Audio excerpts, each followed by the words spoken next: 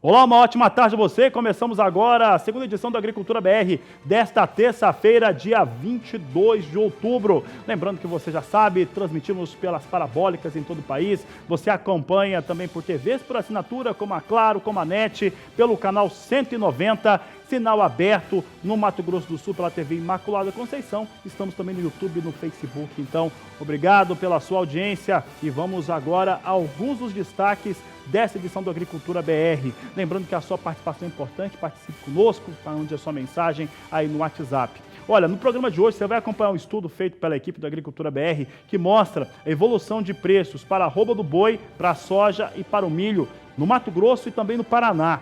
Nós vamos fazer a correlação desses valores e ver o que é que está acontecendo e onde que está subindo mais. E principalmente, qual que é a cultura que está em disparada no Brasil. Você acompanha nessa edição do Agricultura BR informações a respeito do início do plantio da soja no norte do estado do Paraná. Você acompanha também durante o programa de hoje como é que o café tem se comportado em relação aos valores, aos preços praticados, principalmente depois dessa florada e dessas chuvas que ocorreram no estado de Minas Gerais. Tem mercado físico, tem mercado futuro e muito mais a partir de agora. E eu começo o programa de hoje falando a respeito do estado do Mato Grosso. E vou trazer em primeiro esse destaque nesse estudo feito pela equipe do Agricultura BR para a arroba do boi, para o milho e para a soja. Para falar do Mato Grosso, nós estamos utilizando as fontes da Scott Consultoria e também do Instituto Mato Grossense de Economia Agropecuária. Consideramos os valores médios que foram praticados nos últimos 30 dias, portanto, o período considerado de parâmetro é entre 20 de setembro até 22 de outubro. Um dos fatores que trazemos aqui, que é um alerta importante para o produtor rural, é que os valores de ambos as commodities ou as culturas, elas vêm subindo. Boi gordo, vem subindo soja e vem subindo milho. E aí, principalmente, a correlação do boi gordo e a formação que o milho pode ter e até mesmo a soja no preço, podem pesar nos custos de produção do pecuarista. Então eu vou começar destacando como é que vem os valores da arroba do boi gordo, de acordo com a apuração da Scott Consultoria em Cuiabá. Veja só como é que vem esses preços sendo praticados. Você vê aqui valores em elevação, R$ 143,00 a saca de 60 quilos no dia 20 de setembro. No dia 27 eram 145, vinha subindo. Em 2 de outubro mantinha R$ 145,00. 9 de outubro subiu para 146 e R$ 147,00 a saca de 60 quilos foi o valor encontrado nesta terça-feira, dia 22. A alta é de 2,8% para a arroba do gado gordo, do boi gordo, em Cuiabá, no estado de Mato Grosso.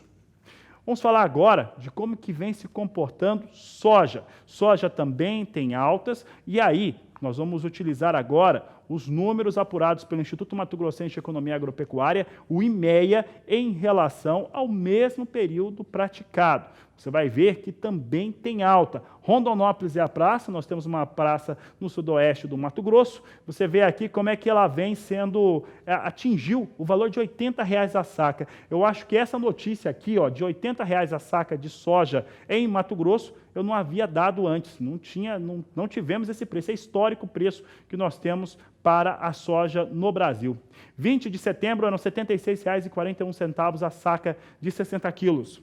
No dia 27, R$ 77,00 a saca. 2 de outubro, R$ 78,00 por saca de 60 quilos. Dia 9 veio para R$ 77 e nesse dia 22 alcança R$ 80,00 a saca de 60 quilos. É uma alta de 4,72% quando comparado o período de 30 dias. Então, é uma alta determinante para a soja também. Então, alta expressiva para o boi gordo em Mato Grosso, alta também, ainda mais expressiva, para a soja no estado do Mato Grossense. Mas nada se compara aos preços do milho. O preço do milho sobe e sobe muito. Eles vêm numa disparada em todo o Brasil, que vai mostrando muita força aí para essa cultura. Você vai acompanhar comigo agora como é que vem sendo praticados os preços do milho, e a alta ela chega até 17%, como você vai acompanhar comigo agora. E o milho tem um fator importante, porque ele acaba formando custo de produção numa série de cadeias produtivas. Veja na tela comigo aqui como é que vem se comportando o preço do milho. Nós temos no dia 20 de setembro R$ 26,00 a saca de 60 quilos. No dia 27 do mês passado, chegava a R$ 27,00 por saca. De acordo com o IMEA, no dia 2 de outubro, R$ 28,00 por saca de 60 quilos. No dia 9, chegou a R$ 28,90 e R$ 30,60 neste dia 22 de outubro. Com isso, o que é que nós temos? Nós temos uma alta de 17,69%. Esse é o destaque que a Agricultura BR traz agora. E aí isso é formação de preço. Você viu o soja chegando em Rondonópolis, R$ 80,00 a saca nesse dia 22 de outubro, vindo aí com 4,7% de alta em 30 dias. Eu vou pedir para a minha produção fazer o seguinte, tá? Prepara de novo esse gráfico do milho, prepara também o do boi em Mato Grosso. Eu quero colocar um e colocar o outro em sequência, mostrando aí a formação que um tem de preço sobre o outro. Se a gente tiver condições, olha aqui, ó. O pessoal já preparou do boi. Você vê aqui o boi subindo 2,8%, arroba do gado gordo, de acordo com a Scott Consultoria, em Cuiabá, 2,8% de alta para o preço à vista, R$ 147,00 a saca. Pode mudar na tela, pode colocar o do milho. Olha só, milho, aí o milho formando preço em cima desse boi, subindo 17,69%, chegando a R$ 30,60 nessa mesma data, dia 22 de outubro. Qual que é a questão aqui? A questão é, primeiro, a administração de custos que se tem por parte da pecuária brasileira e, principalmente, como que está se preparando para um primeiro semestre que, tradicionalmente, tem um déficit, tem uma quantidade de milho menor em disposição no mercado, e esse vai entrar esse primeiro semestre com estoques muito mais baixos do que aqueles que se imaginavam há alguns meses. Para alguns, vai ser bem mais baixo, inclusive, do que esse que a Conab apontou no seu último levantamento de safra apresentado nesse mês de outubro.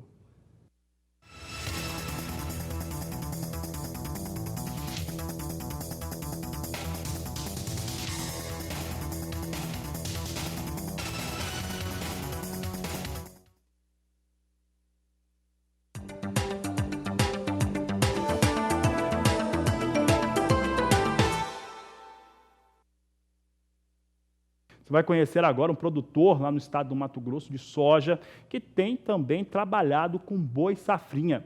A reportagem é de Valdir Pacheco. Hoje muito se ouve falar em boi safrinha, e o termo refere-se ao uso da forrageira produzida como rotação de cultura de verão com a finalidade da cobertura de solo para o SPD, Sistema de Plantio Direto, também para alimentação de bovinos na estação de seca no inverno. É uma pastagem de curta duração num período em que normalmente ocorre déficit de forragem. A pastagem pode ser utilizada para cria, recria ou terminação de bovinos. Esta solução tecnológica está sendo muito praticada na Fazenda Platina, em Santa Carme, distante 30 quilômetros de Sinop, no norte do estado. A Platina trabalha com ILP, Integração Lavoura e Pecuária. E o plantio da safra de soja 2019-2020 segue lento se comparar com outros anos em função de questões climáticas. Como não planta milho na segunda safra e sim forrageira, a janela de plantio ainda está dentro do ideal. Está alcançando 50% da área plantada com o plantio da soja, avançou já 50%. A expectativa nossa é que até dia 5 de novembro, no máximo, a gente finalize. A gente esperava iniciar um pouco mais cedo esse plantio, porém com o atraso das chuvas aconteceu da gente ter segurado esse plantio, mas nesse mês de outubro está correndo tudo normalmente. Conforme vai chovendo a gente vai avançando a área, apesar da chuva estar bem manchada ainda, não está bem firme, a gente está avançando dentro da nossa programação normal. Caso a gente não arrisca tanto o plantio esperando chuva, né? Enquanto as chuvas não estão normalizadas a gente não avança muito, porque a gente não tem esse foco da segunda safra de milho, então a nossa janela seria da pastagem, né? Então isso dá mais tranquilidade para a gente trabalhar, a gente avançar o nosso plantio com mais calma, sem muita correria, Por isso que a gente tem essa janela até 5 de novembro aí, a gente não se preocupa tanto com a correria do plantio. A gente prefere fazer com mais capricho, fazer bem feito, priorizando bastante a cultura da soja, que hoje representa 60% do nosso faturamento anual. E também depois da colheita da soja, a gente fazer uma reestruturação da pastagem, tendo uma boa pastagem para entre safra, para a época da seca, para dar um bom aporte nutricional para nossas matrizes, que serão a nossa cria do ano que vem. Juliano Antonioli, além de produtor, é agrônomo e nos últimos anos vem trabalhando na construção da fertilidade do solo, o que possibilita o aumento da eficiência dos recursos disponíveis, preservando o meio ambiente, estabilizando a produção e a renda da propriedade. Hoje a gente não pode falar que a gente tem a cultura da soja e a bovinocultura. A gente tem um sistema hoje aqui dentro da Platina, né? Onde a pastagem deixa a matéria orgânica, descompacta o solo para a cultura da soja, e a soja, quando a gente faz análise de solo, em contrapartida também corrige para a pastagem. Isso faz com que o sistema trabalhe em sinergia, fazendo com que uma mão lave a outra, né? Desde acúmulo de matéria orgânica, descompactação do solo, todos esses benefícios que a braquiária nos dá, proteção do solo contra erosão eólica, hídrica, contra altas temperaturas, principalmente agora na época do plantio, e a proteção da semente, supressão de plantas daninhas, toda essa parte agronômica aí que o sistema de integração lavoura-pecuária traz em benefício para o sistema. E nisso vem se comprovando em números que a gente aumentou a nossa produtividade de arrobas por hectare, aumentamos a nossa carga animal na fazenda e, além de tudo, a nossa produtividade de soja nas últimas 3 safras aí, não baixamos de 65 sacas por hectare, correspondendo muito bem às nossas expectativas, e esperamos que esse ano tenhamos uma ótima safra também. A Fazenda Platina, em 2017, ganhou o prêmio Sistema Afamato em Campo. Passou a ser uma referência regional em inovações tecnológicas na região Médio-Norte e Norte de Mato Grosso. E de lá para cá a gente recebeu muita visita, muita gente veio aqui conhecer o nosso sistema, pessoas de outras partes do mundo, Estados Unidos, Índia, China, último ano. Deu uma visibilidade muito grande para a fazenda e, lógico, é uma forma de reconhecer o nosso trabalho também, né? De Santa Carmen, em Mato Grosso, Valdir Pacheco.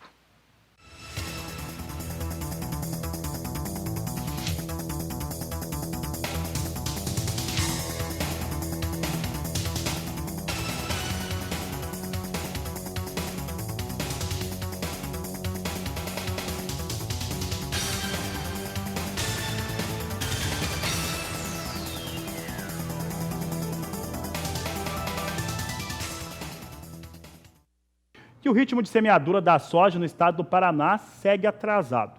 Esse atraso, ele começa a colocar em dúvida o produtor rural em relação ao cultivo do milho de segunda safra, o milho safrinha, já que o risco de plantar no tarde é maior. É o que nós vamos acompanhar agora na reportagem de Mauro Andrade. Em meados de outubro de 2018, boa parte dos produtores do norte do Paraná já estavam com o plantio da soja concluída. Este ano, a situação é bem diferente por conta do clima.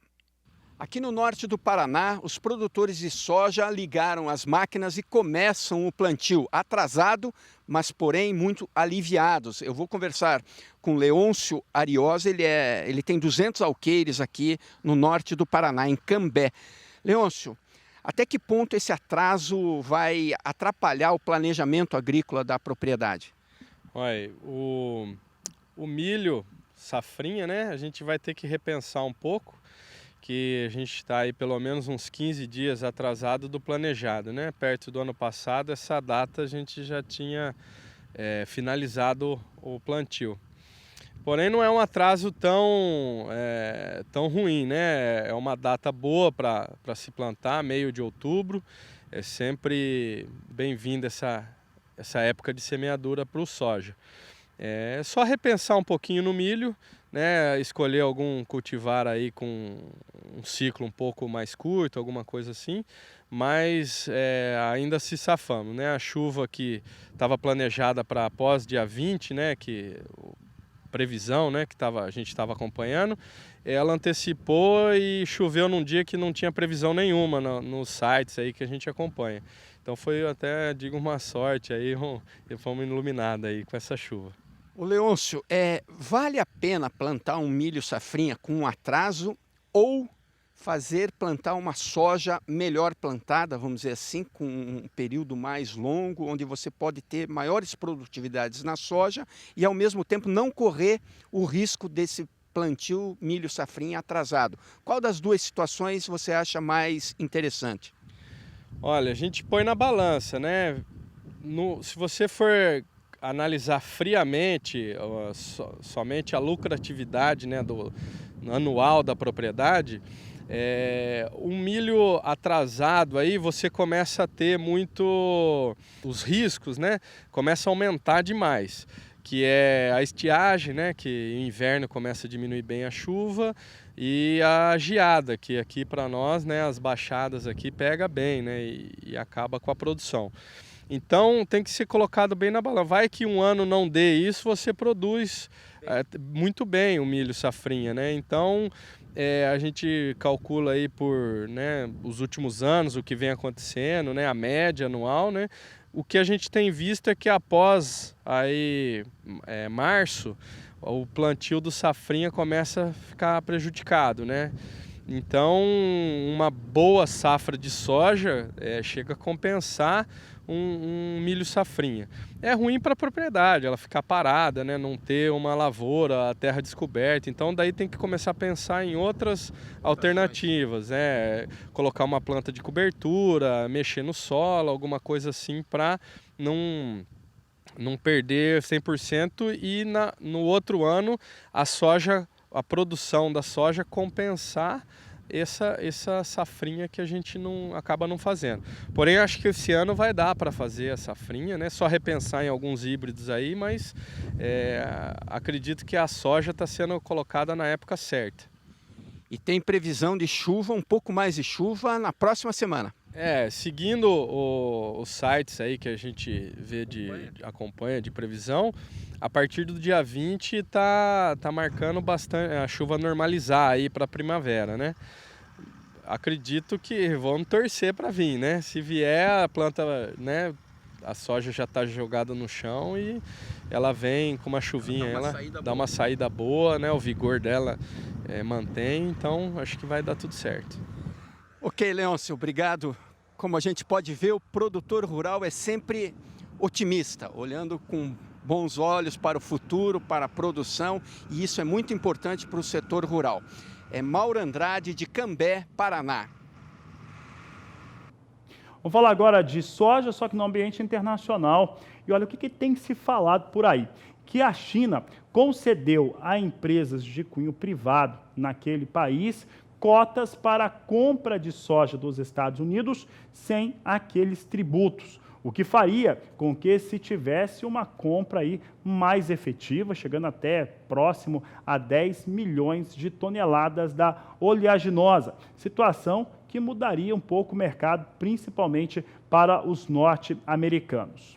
Essa situação, que foi confirmada nesta terça-feira, já vinha sendo comentada desde essa última segunda-feira, quando alguns operadores de mercado citavam que essa conversa já havia ocorrido já com o presidente Donald Trump, depois ele comunicar que seriam cerca de 50 bilhões de dólares que a China compraria em produtos agrícolas dos Estados Unidos. Um número meio distante para se acreditar neles, mas de qualquer maneira isso mudou um pouco o panorama de mercado. Vamos saber agora como é que soja em Chicago vem reagindo a essa informação das cotas agora chinesas. Vinha reagindo bem. Vamos saber como é que vem os negócios. Vem com alguma alta. Você vê aqui soja em Chicago chegando a uma alta de 0,3, 0,4. Novembro vem com 9 dólares 37 centes por bushel. Janeiro, 9 dólares 51 centes por bushel. Março, 9 dólares 63 centes por bushel. Maio, 9 dólares 71 centes mais 4 por bushel. São os negócios que temos hoje com soja na Bolsa de Chicago. Olha, Chicago, que também vem operando sobre a influência dos números que foram apresentados no final da tarde desta última segunda-feira, quando o Departamento de Agricultura dos Estados Unidos divulgou os números de acompanhamento de lavoura. O que esses números trouxeram? algum avanço em relação à colheita da soja norte-americana, comprova atraso frente ao que vinha acontecendo em períodos anteriores e que nada muda. A qualidade das lavouras dos Estados Unidos, que tinha até uma expectativa de piorar, mas a qualidade das lavouras norte-americanas não melhora, elas permanecem na mesma situação. É o que a Agricultura BR vai mostrar agora, começando pelo nível de colheita norte-americano. Você tem aqui a colheita nos Estados Unidos, chegando a 46% da sua área de cultivo. É importante lembrar que houve um avanço de 20 pontos percentuais na última semana. O tempo era mais seco e, com isso, se teve aí esse avanço bastante expressivo. Ano passado, em 20 de outubro, a colheita já alcançava 51%. A média dos últimos 5 anos é de 64%, é o que a Agricultura BR destaca agora. Já a qualidade de lavouras, que poderia, de acordo com os operadores de mercado, recuar a 53%, permaneceu em 54%, o que é, de certo modo, bom para o mercado, porque mantém os níveis como estavam antes. Veja só agora a qualidade das lavouras, 54% em boas ou excelentes condições, 32% em condições regulares ou médias e 14% em condições ruins ou muito ruins, é o que a Agricultura BR destaca agora em relação às lavouras norte-americanas, dados divulgados às 17 horas no horário de Brasília desta última segunda-feira. Vamos saber agora como é que está o dólar. Dólar comercial é o destaque agora do programa. Você acompanha comigo como é que vem a operação com a moeda norte-americana. Você vê uma queda mais expressiva para o dólar aqui, 1,37% de queda para o dólar, a R$ 4,07 mais 4 para a moeda norte-americana. Então vem com uma queda um pouco mais expressiva hoje, 1,3% de queda para o dólar operando aqui no Brasil. Bom, para falar a respeito desse dólar em queda e também como é que o mercado reage, vou conversar com Walter Pulga Júnior, que está ao vivo nos nossos estúdios em São Paulo. Pulga, dólar desabando no momento, mais de 1% de queda, 1,3% de queda. O que o mercado está sentindo neste momento? Pulga, boa tarde, seja bem-vindo. Boa tarde a você, boa tarde a todos. Olha, o dólar cede porque há alguns fatores que contribuem para esse movimento. Começando pelo que o vice-ministro, das Relações Exteriores da China, o Liu Sheng, comentava num evento agora há pouco. Segundo ele, a China e os Estados Unidos tiveram algum progresso em suas negociações comerciais. Ao afirmar isso, ele disse que o mundo, na verdade, quer que a China e os Estados Unidos encerrem essa guerra comercial e isso exige uma abertura, ele explicou, e não uma dissociação dos países ou uma nova Guerra Fria. Isso repercutiu bem no mercado. E ele deixou claro, o que a China quer é uma vida melhor para o povo chinês. Não queremos tirar nada de ninguém, não existe algo como a China substituir ou ameaçar alguém, ele disse. No entanto, ressaltou, a China nunca vai negociar seus principais interesses ou permitir que outros países afetem a sua segurança. Isso foi muito bem recebido pelo mercado. Tanto que nos Estados Unidos as bolsas operam em alta, os principais índices americanos vêm em alta. Mas há um outro fator também. Já é praticamente certo, o mercado admite, que o primeiro-ministro do Reino Unido, Boris Johnson, enfrentará 2 votações cruciais no parlamento nesta terça-feira e os mercados estão esperançosos de que o acordo que ele fez para a saída do Reino Unido da União Europeia seja aprovado. Bom, isso repercutiu positivamente, por isso há, na verdade, uma desvalorização do dólar frente a outras moedas, inclusive a lira turca e o peso mexicano também registravam alta contra o dólar. Não é diferente aqui, mas aqui nós temos um outro fator, Nós temos agora no Senado em discussão, na Comissão de Constituição e Justiça, as últimas emendas apresentadas ao projeto de emenda constitucional da Previdência. E à tarde a proposta deve ser votada no Senado, no segundo turno, no plenário do Senado, e o mercado está otimista em relação a essa aprovação da reforma. São 3 fatores que contribuem para que o dólar agora recue para R$ 4,07 mais 17, uma queda de 1,37% neste momento. Lembrando que o dólar está, neste momento, no valor mais baixo do dia, aliás, o mais baixo das últimas semanas. Portanto, dólar recua e recua muito hoje diante dessa expectativa positiva, tanto fora do Brasil como aqui. Enquanto isso, nosso índice Bovespa sobe, sobe quase 1%, você acompanha agora, nosso índice Bovespa tem alta de mais de 1% neste momento, aos 107.190 pontos, índice Bovespa tem Em dados absolutos, um novo recorde, né? 1,1% de alta. Mercado trabalha com alta acentuada para o índice Bovespa, refletindo boas negociações, volumes bons de negociações na Bolsa com papéis de empresas brasileiras e também com o dólar em queda. A expectativa é de que nós terminemos o dia com Bolsa em alta e o dólar em forte queda. Fabiano? Obrigado, Walter Pulga.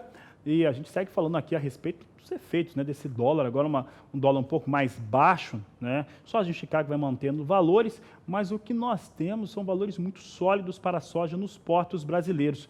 Olha, vou trazer o destaque agora da Grãos Corretora, porque os preços nessa segunda-feira chegaram até a ser mais altos. Veja só, nós temos aqui Porto de Santos a R$ 91,00 a saca de 60 quilos, Paranaguá a R$ 90,50. De acordo com as informações da Grãos, em Paranaguá, hoje cedo, chegou a R$ 92,00 a saca de 60 quilos em Paranaguá. Portanto, soja, no mínimo, mesmo com essa queda do dólar, vai mantendo aí os valores, né? O mesmo valor que nós tínhamos nessa segunda-feira, os valores são elevados. Há pouco eu trazia preços internos aqui no Brasil, de acordo com o IMEA, Mato Grosso tem Rondonópolis com R$ 80,00 a saca de 60 quilos, valores históricos para a soja, superando, inclusive, as médias que se tinham no ano de 2018.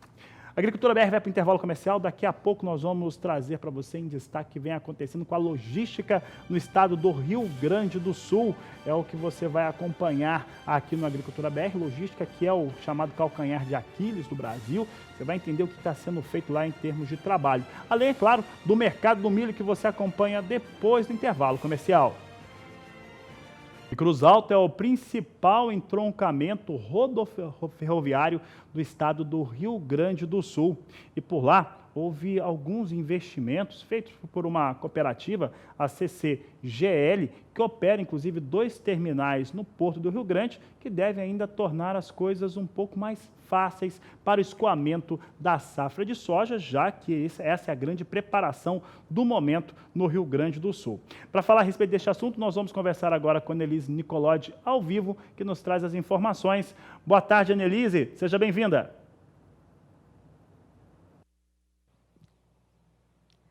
Boa tarde, Fabiano. Olha, nós estamos exatamente no local onde rodovia e ferrovia se encontram, possibilitando esse transbordo de grãos que posteriormente são levados até o Porto de Rio Grande.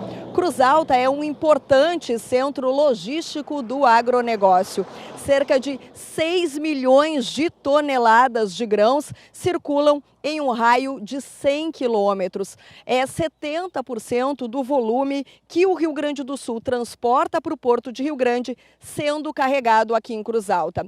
Números que colocam o município em um patamar importante frente às exportações. Hoje, Cruz Alta, a gente tem conseguido ser muito eficiente da lavoura para dentro, da porteira para dentro. Então, o produtor tem feito o trabalho de aumentar a produtividade, de ter qualidade na lavoura. E Cruz Alta, fora da porteira, acho que a gente tem trabalhado bastante em relação à logística, né? Então, acho que o fator fundamental, o diferencial de Cruz Alta é o fator logístico. Hoje a gente tem transbordos de soja, milho e trigo, são extremamente eficientes. Então, a gente consegue ser muito competitivo em relação a custo para trazer os grãos até Cruz Alta, transbordar isso, colocar dentro do vagão e enviar para o Porto de Rio Grande. A gente tem visto uma demanda que ela tem se mantido nos últimos anos para a exportação de grãos. Acho que o Rio Grande do Sul se tornou um estado exportador de grãos em excelência. E eu acho que Cruz Alta tem conseguido capturar essa oportunidade de gerar receita com a logística pela sua localização e pela sua capacidade de produzir grãos, tanto em Cruz Alta como na região, né? O investimento da CCGL é extremamente importante, ou seja, a gente está vendo que por mais que a gente já seja um hub ferroviário, um hub logístico, a gente vê que ainda tem espaço para a gente crescer. Eu acredito que a safra do Rio Grande do Sul, produção de leite do Rio Grande do Sul vai seguir crescendo. A gente ainda vê a CCGL investindo em ampliação do seu parque fabril. Vem agora com esse novo investimento, que é uma novidade do transbordo ferroviário. Acho que isso só tem a valorizar ainda mais a região e o nosso município de Cruz Alta, né?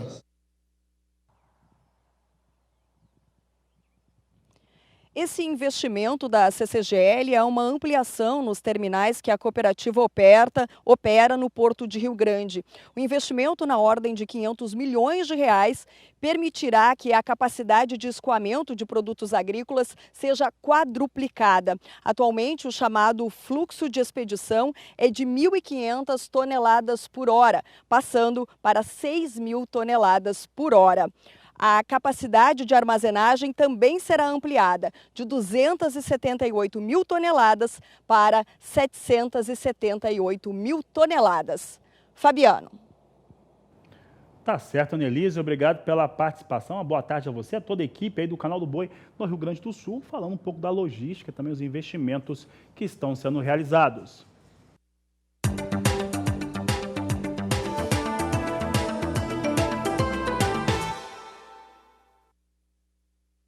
Vamos falar de milho então, por aqui no Agricultura BR, nós estamos mostrando valores em alta. Eu já mostrei no programa de hoje que no Mato Grosso, principalmente na Praça de Rondonópolis, a alta para a saca do milho em 30 dias chega a 17,62%. Daqui a pouco eu vou mostrar como é que está o Paraná, né, região do norte do estado do Paraná, onde a alta ultrapassa também a marca de 17%, mostrando preços muito firmes para a saca do milho nos últimos 30 dias. Vamos saber agora como é que vem o preço do milho em algum dos principais portos brasileiros. É o destaque do Agricultura BR. Você tem comigo aqui valores em Santos e Paranaguá, a R$ 40,00 a saca de 60 quilos, ao que nós vamos mostrando, trazendo aqui no Agricultura BR, preço do milho nos portos nacionais, R$ 40,00 a saca.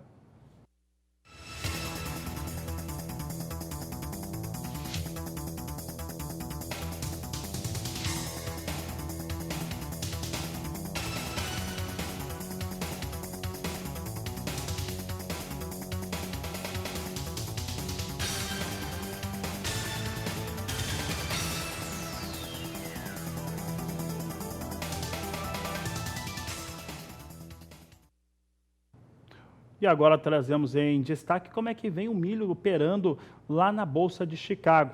Milho que teve também no seu relatório de acompanhamento de lavouras dos Estados Unidos, números que não mostraram melhora nas suas áreas de lavoura. Vamos saber como é que vem o milho sendo negociado agora. Nós temos milho na estabilidade nos Estados Unidos, posição de dezembro a $3,87 mais 2 o bushel, março $3,99 mais 4, maio, $4,06 mais 2 e julho, $4,12 mais 2 por bushel. São os negócios que temos agora com milho na Bolsa de Chicago, portanto, valores na estabilidade nesta terça-feira, pelo menos por enquanto. E o assunto por aqui no Agricultura BR agora é o mercado do café.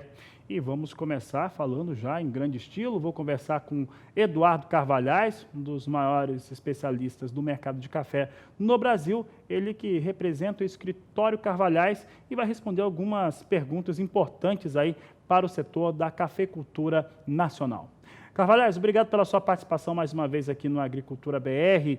E olha, nós tivemos essas floradas agora recentemente, um retorno de chuvas em áreas importantes produtoras em Minas Gerais. Como é que essas floradas elas acabam influenciando os negócios, né, e principalmente os preços do café e, quem sabe, até a produção final da safra? Boa tarde, Carvalhais, seja bem-vindo. Boa tarde, Fabiano. Nós, depois das floradas, que foram boas em toda a região sudeste do Brasil, nós tivemos algum tempo sem chuva, as chuvas chegaram, foram razoáveis em algumas regiões, outras ainda precisam de mais chuvas, mas já se nota a queda de flores em muitas regiões.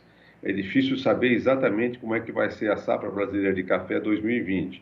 Ela é de ciclo alto, deve vir a ser mais alta do que a deste ano, mas nós vamos depender muito do clima daqui até lá. Essas chuvas em algumas regiões foram suficientes no curto prazo, outras ainda torcem para que até o próximo fim de semana cheguem mais chuvas ainda e ajudem a reter boa parte dessas flores. Elas vão ficar, depois elas vão ter que se transformar em frutos, e esses frutos ter muita chuva em janeiro e fevereiro para que eles virem a nossa nova safra em 2020.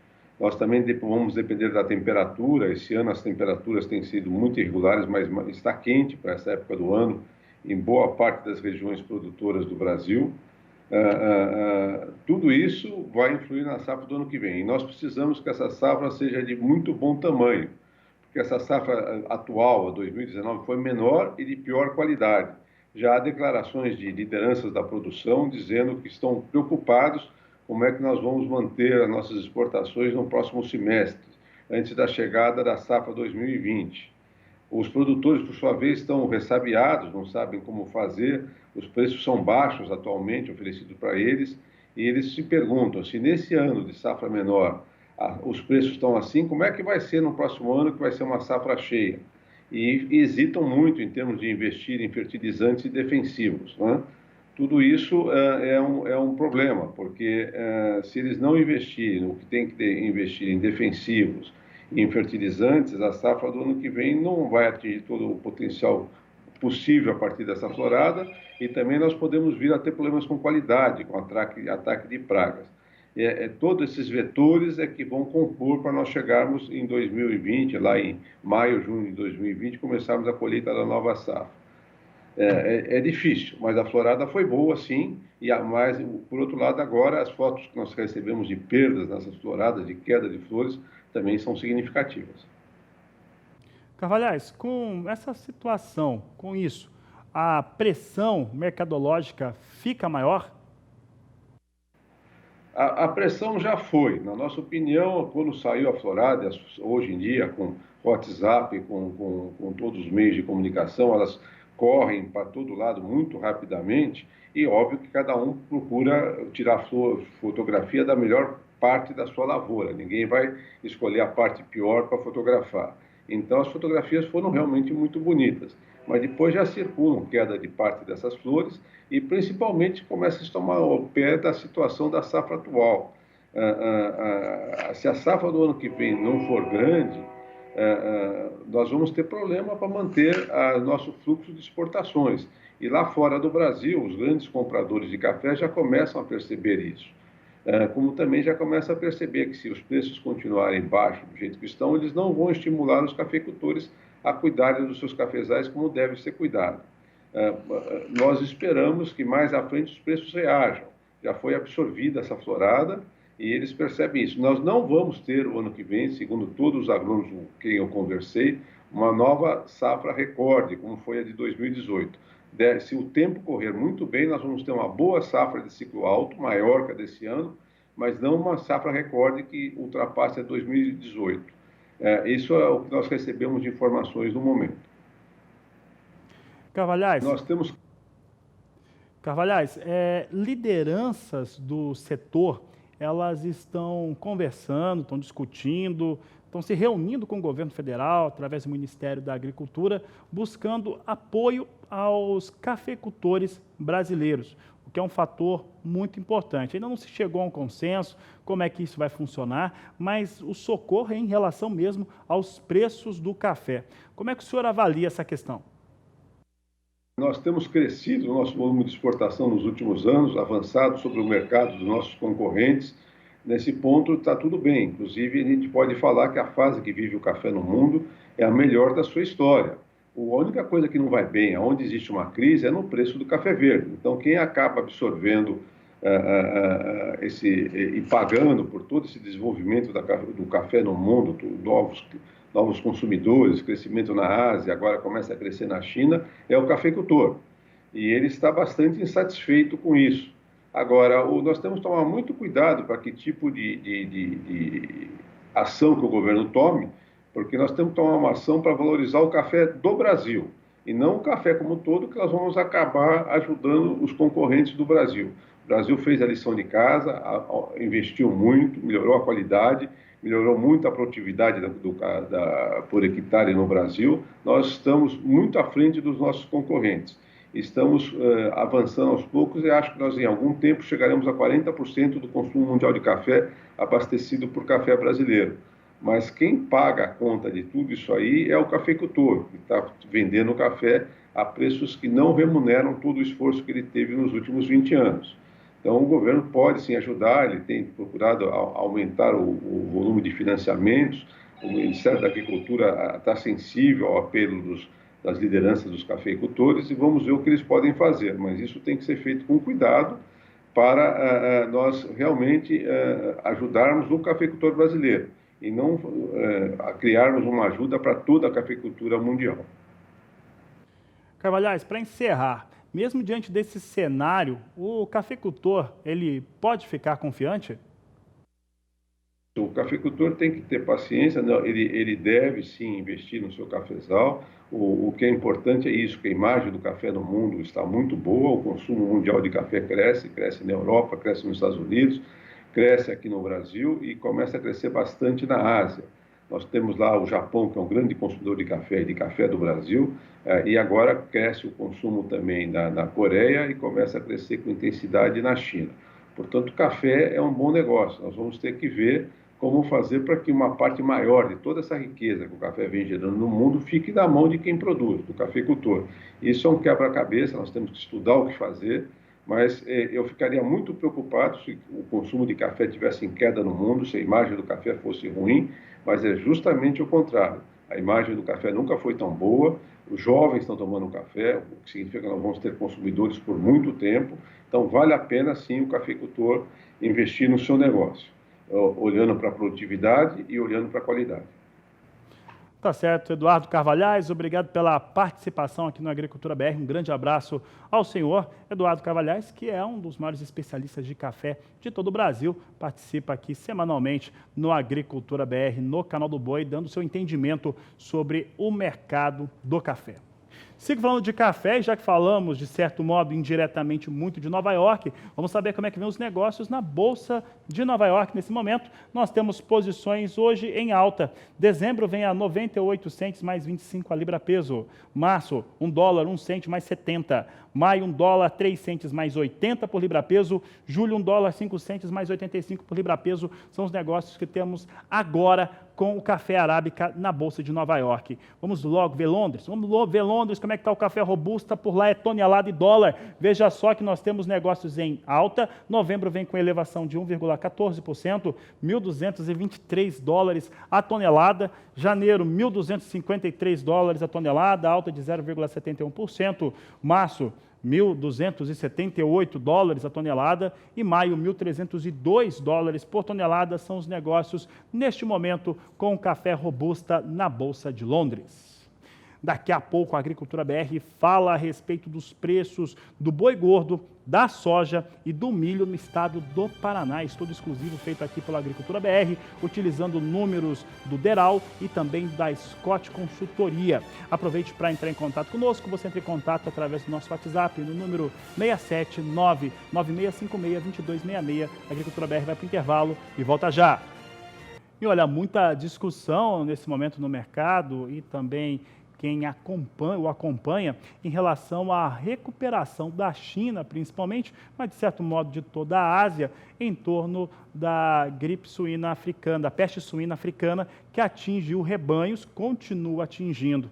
Para alguns especialistas, o vírus continua em circulação na região, o que coloca em risco as novas formatações também. Então, para muitos, não é 2020, não. E a FC Stone publicou nesta última segunda-feira dados importantes a respeito do tema, e é sobre este assunto que eu converso com Walter Pulga Júnior, que volta ao programa. Pulga, é muito difícil se falar em recuperação em 2020 e poucos acreditam nisso. Pois é, mas há uma informação divulgada pela agência de notícias internacional Dow Jones, com base num analista de mercado que atua lá na China. Ele é do Rabobank, é o Darin Fredericks. Ele é analista sênior de commodities da Ásia, da consultoria FC Stone, né? E o Rabobank também tem mostrado alguns estudos nesse sentido. O que ocorre é o seguinte: a partir do final de 2020 começaria uma recuperação para vamos dizer assim, para a produção chinesa de carne suína. E por que há essa previsão de começaria no final de 2020 uma forte recuperação? É que o governo chinês está pressionando os suinocultores locais para essa rápida recuperação. Lógico, em virtude da peste suína africana, a queda na produção foi altíssima. Ela deve ainda causar mais alguns problemas, né? O vírus parece muito resistente às tentativas de reconstituir, né, o rebanho Podem resultar ainda em mais mortes de animais, mas os produtores, de fato, têm melhorado rapidamente a biossegurança, né? E a produção pode iniciar um processo de recuperação já no final de 2020. Não significa recuperar, é muito difícil. Há estimativas de que até 5 anos para a recuperação do plantel de suínos lá na China. Talvez 5 anos seja muito tempo, mas até o final de 2020 já é possível imaginar que a recuperação continue. Até o final de 2020, ainda a China deverá ter muitos problemas. Daí para frente, começa um processo de recuperação mais acentuado. Com as novas tecnologias, a expectativa, segundo Darren Fredericks, da FC Stone, que trabalha na Ásia, na área de consultoria, mostra que poderá sim ocorrer uma recuperação mais acelerada. Ao invés de 5 anos, ela ocorreria num tempo mais curto, em função também dos investimentos da China. Vale lembrar, viu, Fabiano, que a China já se propõe agora a eliminar os chamados pequenos criadores domésticos, que é a maioria, né? Criador doméstico é a maioria lá na China. E incentivar grandes granjas de produção de suínos para evitar no futuro crises como essa. Já é um trabalho dos ministérios, de quem dirige a área agropecuária na China, cuidar para que haja, vamos dizer assim, não só uma forte recuperação, mais do que isso, haja processos para evitar que isso ocorra de novo lá. Por isso, a recuperação pode vir mais depressa do que a princípio se imaginava. É com você. Tá certo. Walter Puga, obrigado pela participação. Uma boa tarde a você. Por aqui, o Agricultura BR segue. E agora, falando a respeito do estado do Paraná e falando em 3 aspectos, né? Aqui relacionando a carne bovina, o milho e a soja. Vou falar de preço, vou falar como que isso tem ocorrido no estado do Paraná. Olha, começando pela arroba do gado gordo, vamos considerar aqui o noroeste paranaense, de acordo com a apuração da Scott Consultoria, o que vem ocorrendo nesse espaço. Olha, o método utilizado foram os últimos 30 dias, entre 20 de setembro e 22 de outubro, considerando os preços médios, no caso da arroba do gado gordo, considerando o preço pago à vista, mostrando o que vem acontecendo nesse mercado. Começando pelos números da Scott, nós temos aqui a arroba do gado gordo no noroeste paranaense em 20 de setembro a R$ 149,50 a saca, no dia 27 do mês passado R$ 150,50, em 2 de outubro mantinha o mesmo valor. Já em 9 de outubro subia para R$ 153,50 por saca e no dia 22 chegou a R$ 157,00, no caso, nesta terça-feira, chegando em 22 de outubro a R$ 157,50. Você vê aqui uma alta expressiva de 5,36% para os negócios com o boi gordo no noroeste do Paraná. Vamos trazer em destaque agora o que ocorre com a soja, e aí considerando o estado do Paraná na Praça de Londrina. Vamos saber o que vem ocorrendo por lá, já que também elevações altas bastante expressivas para a soja paranaense. Veja só que no dia 20 de setembro, o valor era de R$ 72,50 a saca de 60 quilos, tinha no dia 27 R$ 74,50 a saca, no dia 2 de outubro chegou a R$ 75,50, no dia 9 R$ 75,00 a saca. Nesse dia 22 de outubro, R$ 77,50 a saca de 60 quilos, quase 7% de alta, 6,94% de alta para a soja no Paraná, de acordo com o Departamento de Economia Rural da Secretaria de Agricultura do Estado do Paraná. Vamos saber agora como que milho vem se comportando. Milho realmente é o fator que podemos colocar aí, que é o fora da curva, de desequilíbrio em relação aos produtos agrícolas produzidos no país e que impactam diretamente nos custos de produção pecuários. Vamos saber como é que está o milho, que o milho no Paraná também tem alta forte, expressiva. No dia 20 de setembro, valor de R$ 28,00 a saca de 60 quilos. No dia 27, R$ 31,50. No dia 2 de outubro, chegou a R$ 32,00 a saca. Dia 9 desse mês, R$ 30,50. E nesse dia 22, R$ 32,50 a saca de 60 quilos, uma alta de 16,07%. Aí uma clareza muito forte em relação àquilo que nós temos pontuado acentuado. O milho vem com valorizações, manteve preço durante todo o período, mesmo com safra recorde. As estimativas de exportação apontam para 38 milhões de toneladas, mas não raro, alguns especialistas falam em acima de 40 milhões de toneladas de milho. É muito possível que os estoques não sejam esses que têm sido apontados oficialmente. Os estoques devem provavelmente ser muito menores, particularmente acreditamos em estoques de milho muito menores, e isso sensibiliza ainda mais o mercado, e o que deve ocorrer aí um impacto ainda maior para a primeira safra do próximo ano, quando naturalmente se tem uma quantidade menor disponível do cereal em todo o país. E o Agricultura BR segue, nós vamos agora trazer para você informações a respeito de um estudo muito importante feito no estado do Paraná.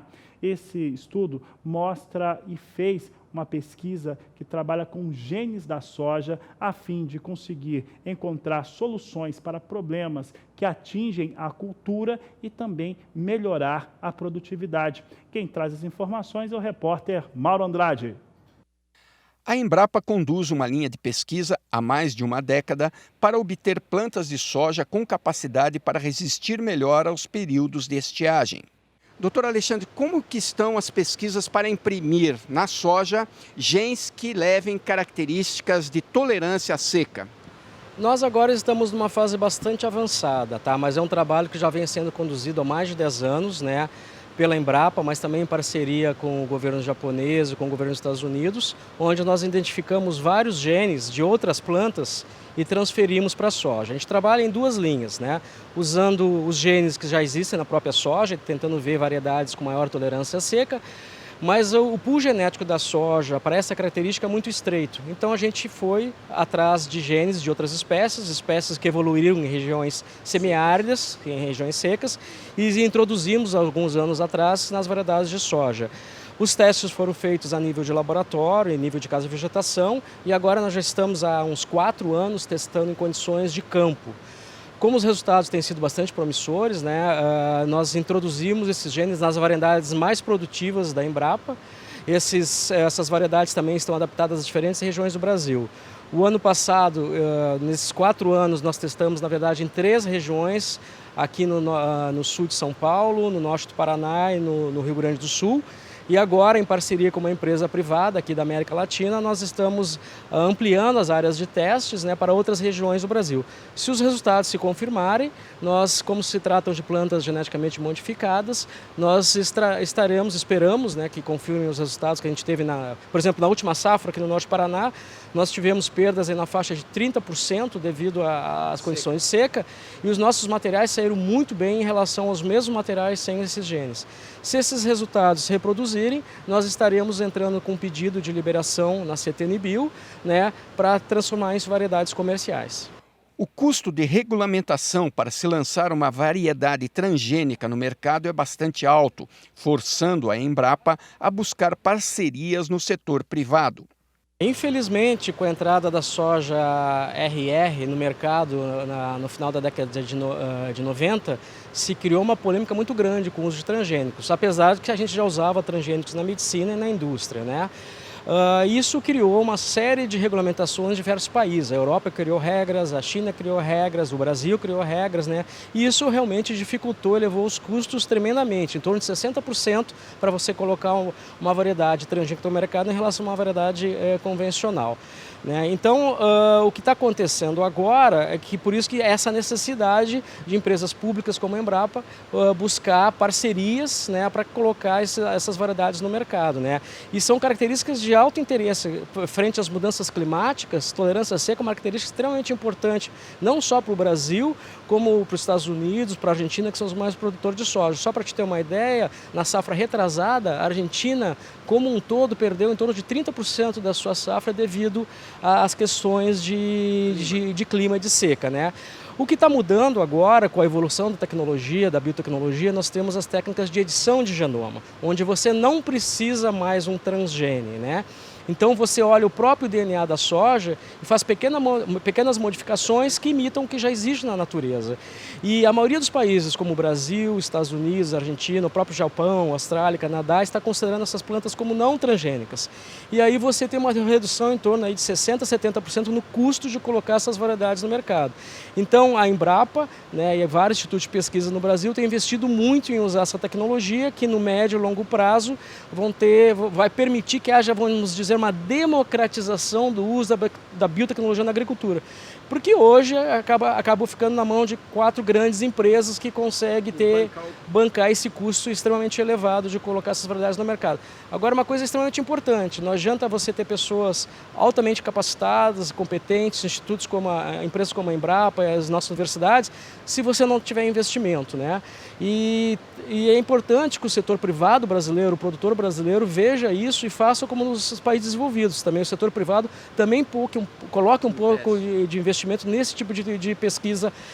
Eu não digo que ela é básica, ela é uma pesquisa básica que está muito próxima de uma aplicação prática. Mauro Andrade, de Londrina, Paraná.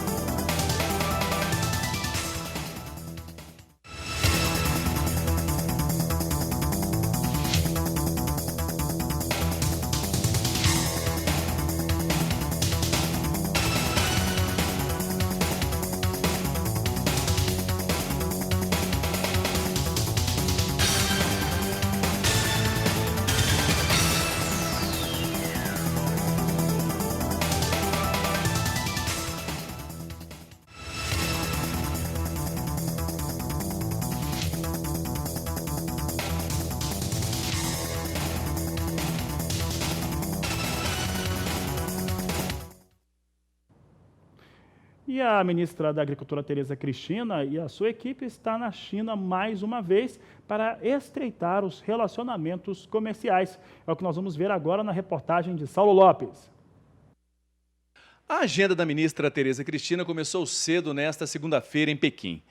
Ela se reuniu com autoridades sanitárias responsáveis por habilitar plantas frigoríficas e também por viabilizar a liberação e comercialização de outros produtos do agronegócio brasileiro. Acompanham a ministra o secretário de Relações Exteriores do Ministério da Agricultura, o embaixador Orlando Ribeiro, e o secretário de Defesa Agropecuária, José Guilherme Leal. O encontro mais aguardado de Tereza Cristina deve ser com o ministro da Agricultura e Assuntos Rurais da China, Han Shangfu. Vamos dar continuidade ao trabalho que começamos em maio deste ano, na primeira visita que fizemos àquele país, para realizarmos a abertura das carnes brasileiras, das proteínas brasileiras e de outros assuntos tão importantes para o agronegócio brasileiro. Além de dar continuidade àquilo que começamos lá atrás, espero ter bons resultados e também a preparação da visita do presidente Jair Bolsonaro, que acontece no dia 25 de outubro àquele país. A ministra Tereza Cristina permanece em território chinês até o dia 26 de outubro. Na sexta-feira agora, ela se reúne junto à comitiva do presidente Jair Bolsonaro, que também vai visitar este país. Os dois participam da abertura do seminário empresarial Brasil-China. Lembrando que a última visita da ministra Tereza Cristina à China em maio resultou na habilitação de 25 novas plantas frigoríficas brasileiras para exportação de carne. De Brasília, Saulo Lopes.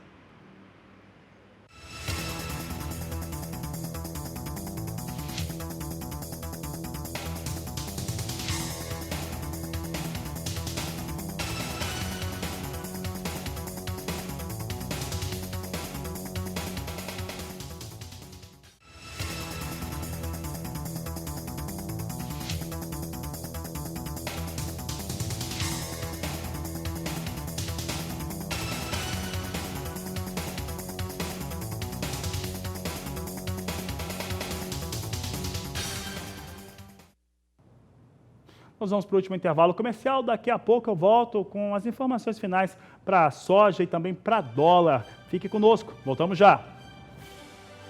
Momentos finais dessa edição do Agricultura BR, vamos saber agora como é que vem soja sendo negociado na Bolsa de Chicago, vem com elevação neste momento. Vamos saber como é que vem as posições negociadas, está na tela aqui comigo. Novembro vem a 9 dólares 35 centes mais 4 bushel, janeiro 9 dólares 49 centes, março 9 dólares 61 centes por bushel, e maio a 9 dólares 69 centes mais 4 por bushel, posições em ligeira alta neste momento em Chicago. Quem vinha caindo mais cedo era o dólar. O dólar chegava a cair 1,3%. Vamos saber como é que vem as posições negociadas. Dólar vai caindo 1,40%. É o bom humor do mercado no cenário internacional e no ambiente interno também. R$ 4,07 mais 2 para a moeda norte-americana. É o que nós destacamos agora no Agricultura BR nesse final de programa. Lembrando que logo mais nós voltamos às 16 horas, vai ter mais informações de mercado, mais destaques para você em relação ao que vem acontecendo com o agronegócio brasileiro. A todos uma excelente tarde, um grande abraço e até mais.